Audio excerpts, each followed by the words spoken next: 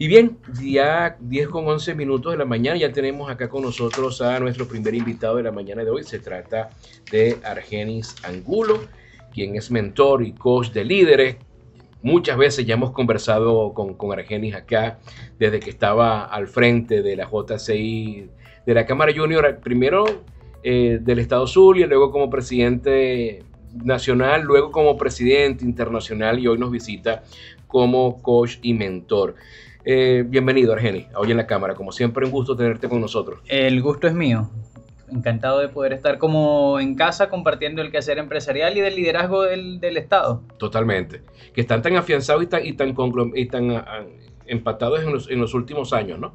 Así es, y de eso se trata. O sea, no hay sociedad que se desarrolle sin los tres grandes actores de la sociedad: gobiernos, sector privado y sociedad civil. Y en ese sentido, yo puedo decir que hoy en la Cámara es un espacio que une los sectores también, y eso es absolutamente clave. Cómo desde la responsabilidad empresarial se ha asumido ese deber también de conectar para formar parte de las soluciones. Totalmente. Mira, Argenis, recientemente se promulgó en Venezuela la primera ley en el mundo sobre los derechos humanos. Sobre los deberes humanos, mejor dicho. Desde su visión como formador de líderes, ¿cuáles son esos fundamentos esenciales de esta normativa y cuáles son los principios que busca destacar en el marco de la ciudadanía responsable? Porque me llama muchísimo la atención, y esto ya lo hemos conversado otras veces, Sí. que siempre hablamos de los derechos, pero cuando nos toca hablar de deberes miramos hacia otro lado, ¿no? Y precisamente aquí nos vienen a recordar que también existen deberes humanos. Así es, y vamos a recordar también, o a dar a conocer, para quien no lo sepa, que esto es un movimiento que iniciamos en el 2022 durante la presidencia mundial de la JCI. Aprovechamos semejante plataforma para iniciar esa conversación global. Correcto. En la visita por 60 países, reuniéndonos con autoridades, con líderes empresariales también, con medios de comunicación, planteamos la necesidad de comenzar a hablar de deberes en un mundo en el que hemos formado durante 75 años, al menos después de la aprobación de la Declaración de los Derechos Humanos. Bueno, nos hemos formado para defender derechos que seguiremos defendiendo y custodiando con vehemencia. Correcto. Pero hay una gran brecha que distinguimos en el mundo y por supuesto en países como el nuestro, que es que todo el mundo habla de derechos, pero pocos hablan. Y digo poco para no generalizar de nadie. Habla de deberes. Decidimos comenzar a hablar de deberes y generamos una propuesta de una Declaración Universal de Deberes Humanos, con la que recorrimos el mundo, que llevamos a las Naciones Unidas. Hace un año tuve la oportunidad de presentarlo a un equipo de diplomáticos en la sede en Nueva York, que ha estado en manos de líderes como Ban Ki-moon, octavo secretario general de la ONU, quien ya se pronunció oficialmente y a través de todos los medios apoyando nuestra propuesta de Declaración de los Deberes Humanos. Y esa propuesta, que nace aquí en el Zulia, por supuesto que tenía que marcar otro hito. Por supuesto. En el mundo podemos decir, por ejemplo, países como Filipinas ya aprobaron por decreto presidencial un día de los deberes humanos, que es el 10 de julio. Lo mismo pasó en Nueva York. El estado de Nueva York y el municipio de Nueva York también decretaron los 10 de julio como Día de los Deberes Humanos, que es parte de la propuesta que hemos hecho para garantizar que al menos un día al año estemos hablando y generando la conciencia de los deberes. Correcto. Y en el Zulia propusimos primero, se inició en el Día de la Zulianidad del 2023, terminando yo la presidencia. Tuve el honor de ser invitado como orador y allí hice un planteamiento público al gobernador, a los legisladores. Vamos a trabajar en esta materia en el Estado. Y el legislador Justo Bermúdez presidió una de las comisiones y pues bueno, bendito Dios, con el apoyo del pasado gobernador Rosales, se generó un trabajo, una documentación que terminó en una ley de deberes humanos, la primera ley de deberes humanos del planeta, que establece específicamente deberes mínimos de cualquier ciudadano de este estado y que les puedo decir a todos que hoy por hoy está siendo estudiada en diferentes rincones del planeta. Y bueno, y de eso vamos a continuar conversando al regreso con Argenis Angulo para conocer un poco más el alcance y algunas de las cosas que contempla esta ley de deberes humanos. 10:15, amigos, toca hacer una pausa para identificar. Regresamos en breve con más de Hoy en la Cámara. 10:22, amigos, continuamos con más de Hoy en la Cámara. Estamos conversando con Argenis Angulo, quien es mentor y coach de líderes, además que también es promotor de todo lo que tiene que ver con esta Declaración Universal de los Deberes Humanos. Me encanta esa frase y hemos estado aquí conversando. Yo siempre aprovecho cuando tengo aquí a Argenis, que uno puede decir, bueno, tenemos tiempo, vamos a agarrar 5 minutos para conversar de buenas cosas. Ahora te pregunto, Argenis, en el estado Zulia, ¿cuáles son los mecanismos que se consideran que deben activarse para que se pueda alcanzar y no quede solamente en el papel, sino que también impacte en la cultura del ciudadano en el día a día?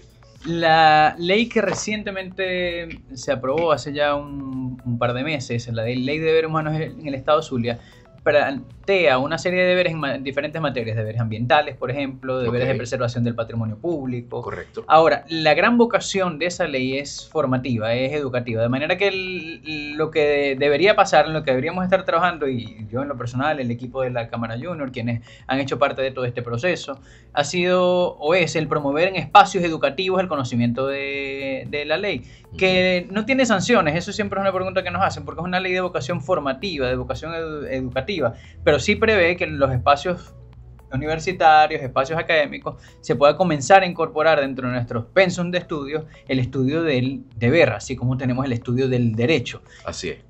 Entonces, ese es el gran camino en el que estamos trabajando ahora, la formación. Ahora, en una sociedad, y hablo en términos generales, o sea, me refiero como dicen por ahí, al mundo mundial, al mundo completo, que hay una transversación de lo que son los valores, los principios, donde cada vez más la gente siente que, bueno, yo tengo libertad de hacer una cosa, y los conversábamos hace ratico.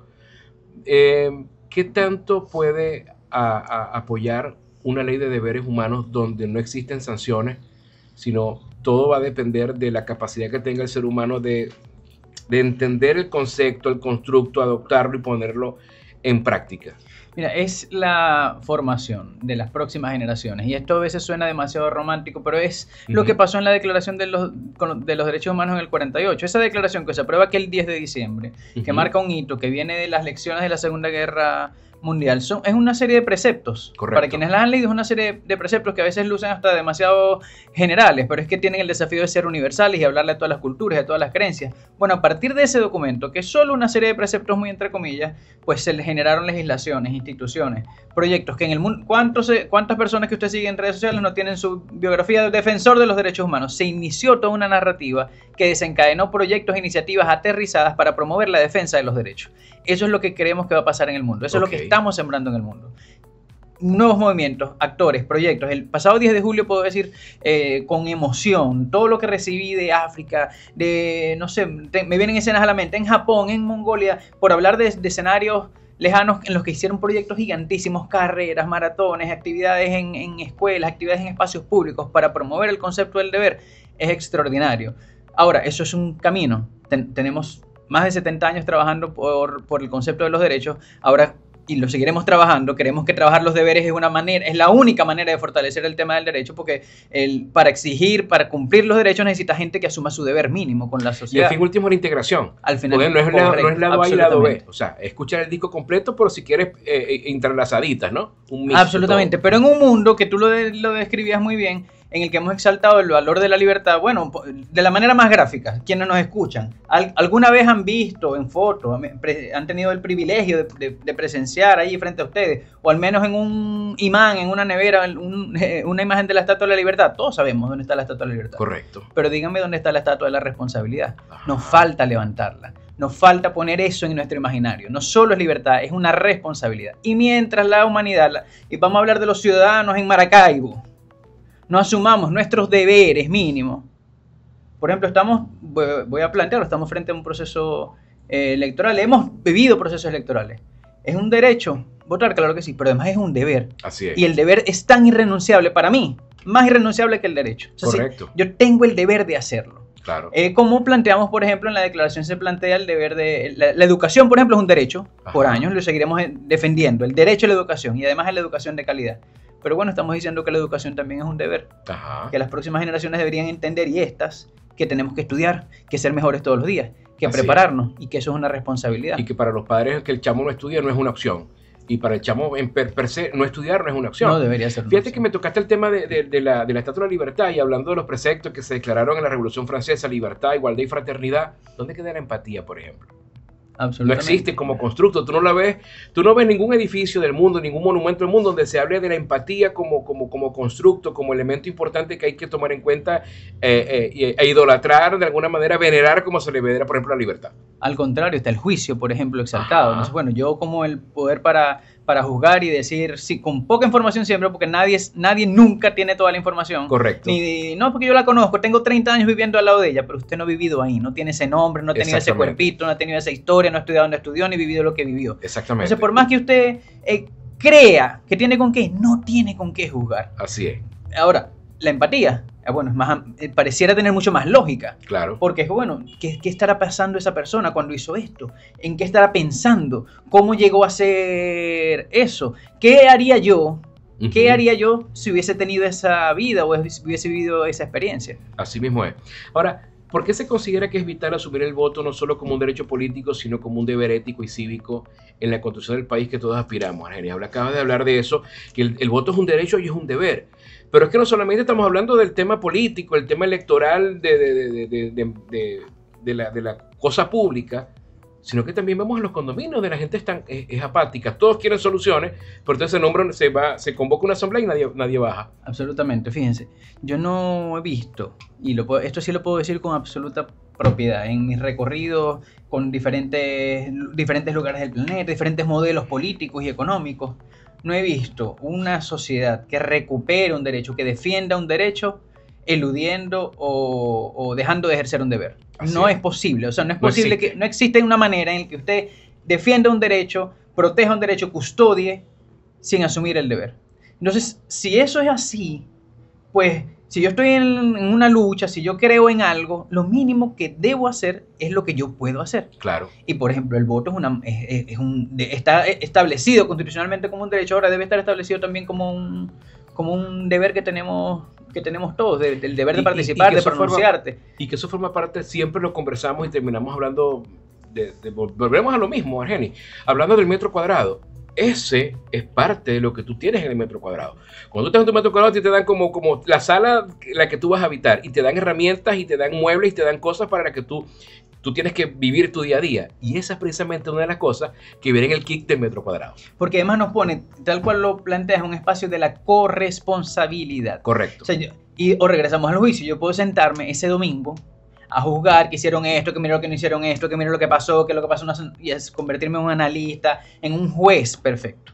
Pero en ese momento en el que usted está haciendo ese juicio y analizando el por qué no va a hacer lo mínimo que puede hacer, usted está eludiendo la mínima parte, la mínima opción que usted tiene, la única, que suena mínima, pero es que al final es gigantesca, de participar. O sea, mi cuota es esta. Así es. Y mientras a mí me preocupe eso, mientras yo forme parte de eso, yo voy a asumir mi cuota. Total. Y eso, bueno, hasta podría decir, me habilitará para tener conversaciones de otro tipo, porque yo hice lo que a mí me correspondía hacer. Así es. Bueno, Argenis, muchísimas gracias por acompañarnos en la mañana de hoy. Como siempre, ya después vamos a estar cuadrando también una entrevista en Ciudad en particular, porque me interesa muchísimo abordar este tema más profundamente y con una hora completa. Encantado. Y gracias por acompañarnos como siempre. Gracias a ti y a ustedes siempre, a todo el equipo. Amigos, 10:31 minutos, por cierto, ¿dónde la gente puede leer, empaparse de esta ley? ¿Cuáles son las páginas, todo eso? Claro que sí. Por supuesto, a través de mis redes, @ArgenisAngulo, ahí tengo toda la información. Hay una página web, la voy a dar en inglés, internationalhumanduties.com. internationalhumanduties.com. Allí van a encontrar la ley y todo lo que está pasando en el mundo a partir de esta iniciativa que nació en el Zulia con mucho orgullo. Excelente. Amigos, 10:31 minutos de la mañana, hacemos una pausa, regresamos en breve con más de Hoy en la Cámara.